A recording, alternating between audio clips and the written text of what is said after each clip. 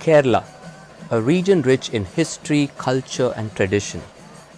Kerala boasts of having been the first to receive the Christian faith in India. The church in Kerala traces its origin back to St. Thomas, an apostle who was chosen by Jesus himself more than 2000 years ago. Yes, this is the same Thomas who doubted the resurrection of Jesus by saying, "Unless I see the nail marks in his hands, and put my finger where the nails were, and put my hand into his side, I will not believe." However, can it be proven that St. Thomas came to India, or is it only a legend or perhaps only a tradition? Journey with me as we take a closer look at the historical evidence and research done by scholars and historians. So did St. Thomas really come to India? Let's find out.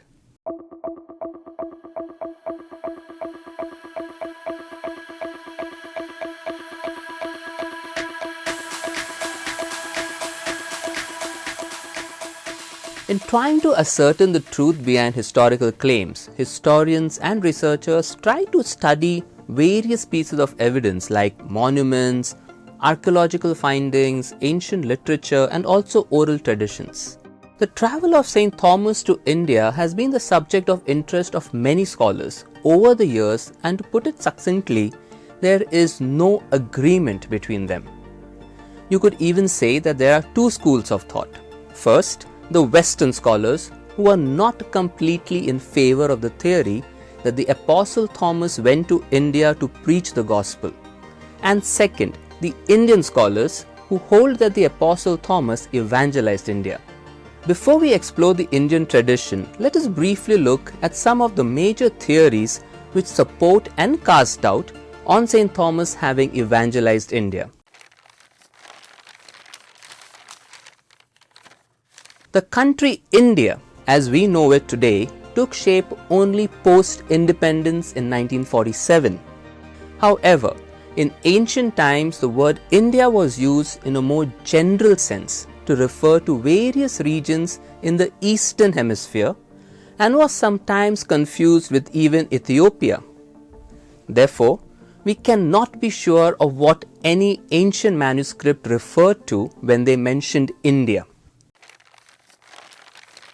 The apocryphal work Acts of Thomas details Apostle Thomas's voyage to India, his ministry, miracles, martyrdom and burial there. According to this literature, when Thomas arrived, Indo-Parthia was ruled by King Gondophares. This region would correspond to northwest India before India's partition in 1947. However, according to some scholars, it is to be treated purely as a work of fiction, devoid of any historical value. Another theory is that the mission of the Apostle Thomas to India was invented by the church in Edessa, which is the modern Urfa in Turkey, to further its own claim of being a church of apostolic foundation. There is also a tradition which mentions that the relics of St. Thomas were transferred to Edessa.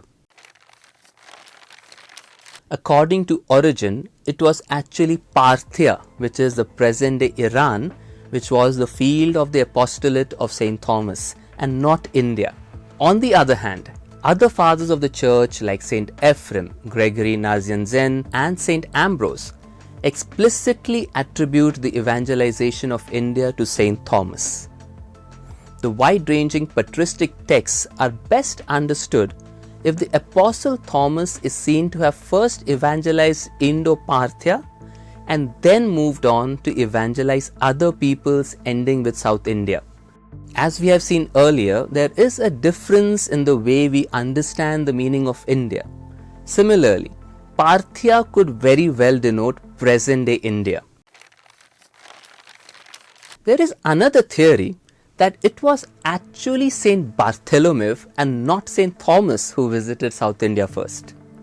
The writings of prominent fathers of the church and early church historians like Eusebius of Caesarea and St. Jerome mention of a copy of the Gospel of Matthew, which was given by Bartholomew and which was found with the Christians in India.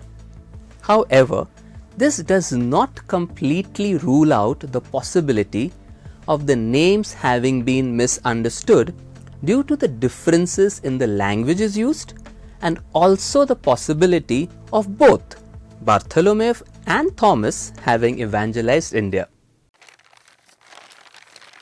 It is claimed that the Thomas Christians owe their origin to Thomas of Cana or Kinayi, a merchant who immigrated to India in the 4th century and triggered the Thomas Christian tradition, and not St. Thomas the Apostle. However, it must be noted that the Christian community in Malabar in the pre-Portuguese period comprised of Northists and the Southists. The Northists professed to be Thomas Christians in the strict sense, while the Southist community regard themselves as descendants of the immigrants who came to India under the leadership of Thomas of Kinayi, and they settled down in Malabar. The Southists have never claimed spiritual descent from the Apostle Thomas, nor do the Northists accept Thomas of Kinayi as their leader and founder. These were some of the major theories which have divided the opinion of scholars. All of these theories are attempts made by researchers to make sense of the meager literature that is available on this topic. As we have seen, these theories have been disputed by other scholars and are therefore not held to be taken as facts. Having looked at these points of contention between the various scholars, let us now take a closer look at the very rich and diverse Indian traditions. To begin with, we have the Northwest Indian tradition centering around Taxila, which is close to today's Rawalpindi in Pakistan. We have seen earlier that both the Acts of Thomas and Origen mention Parthia or the kingdom of Gondopharos as being the place of the mission allotted to Apostle Thomas. This tradition was not given importance till the archaeological findings unearthed from the region corresponding to present-day Afghanistan and Pakistan, several coins bearing the image and inscription of Gondopharos. After the death of Gondopharos, the Kushans invaded and caused widespread destruction of the Indo-Parthian kingdom, which must have forced the exit of the Apostle Thomas from there. We wouldn't be completely wrong, therefore, in giving an additional title of Apostle of Taxila or the Apostle of Pakistan to St. Thomas.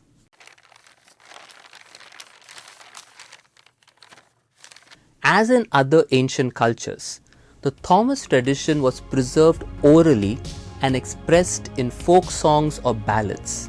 The prominent ones among these are the Viradian, Margam Kalipata and Ramban Pata. These mention various details about the arrival, work and martyrdom of the Apostle Thomas. The Ramban Pata details the story of the Apostle Thomas setting sail from Arabia to South India. From Malayankara he proceeds to Mylapore to preach the gospel and then journeyed to China. He then returns to India and continues his work of evangelization.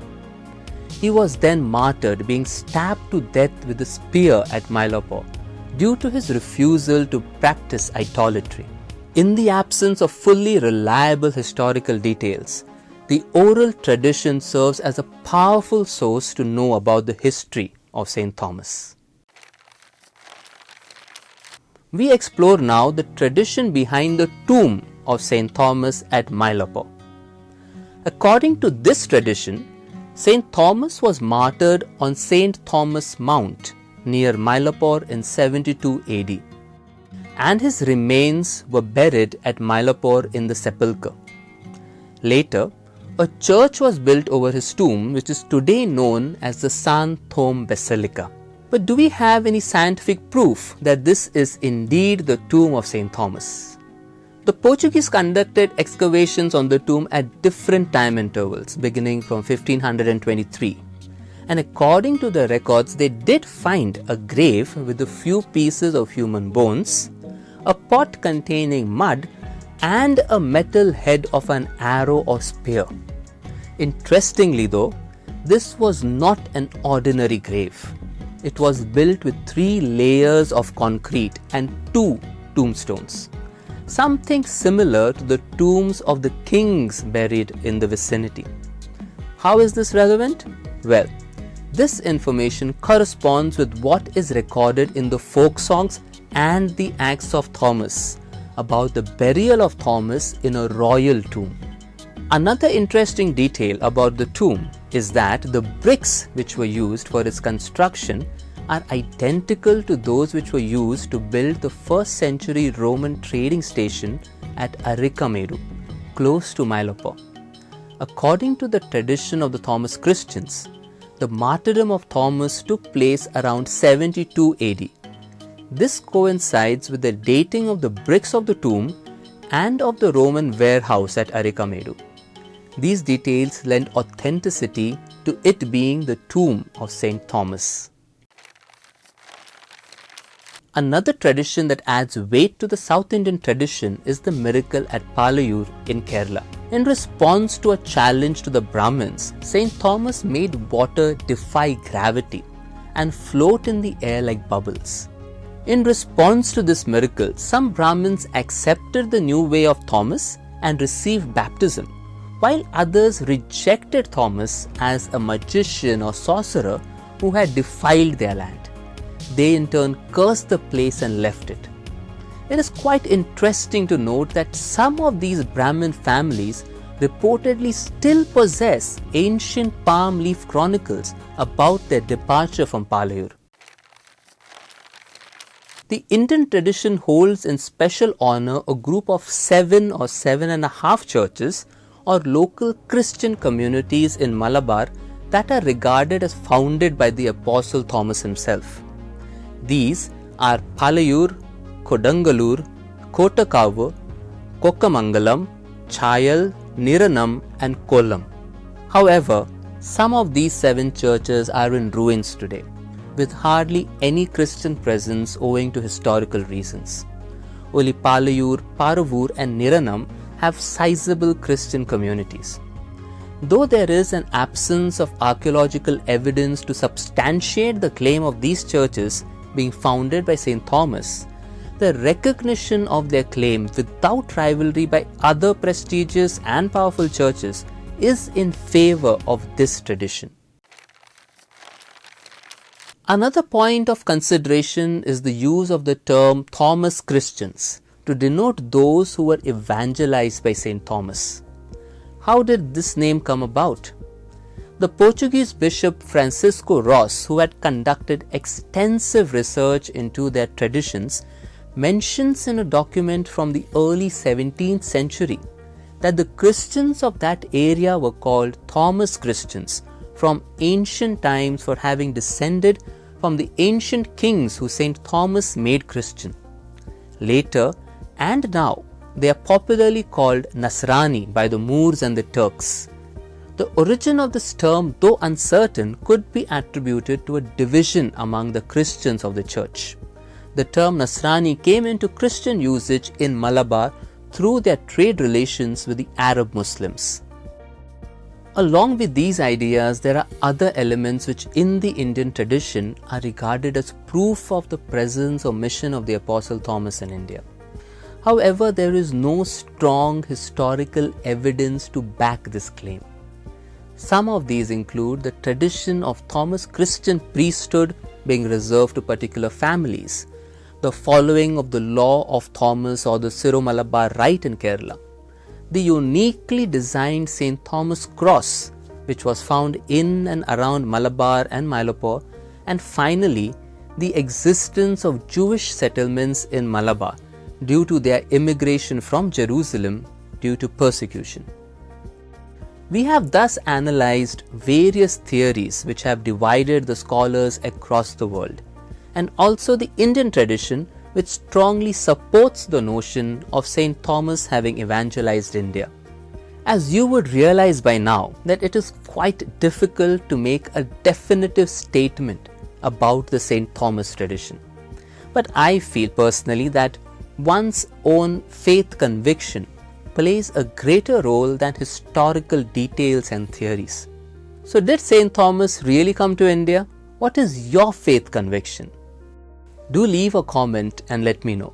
Thank you for joining me on this journey. I pray that St. Thomas may intercede for you and your family. Take care and God bless.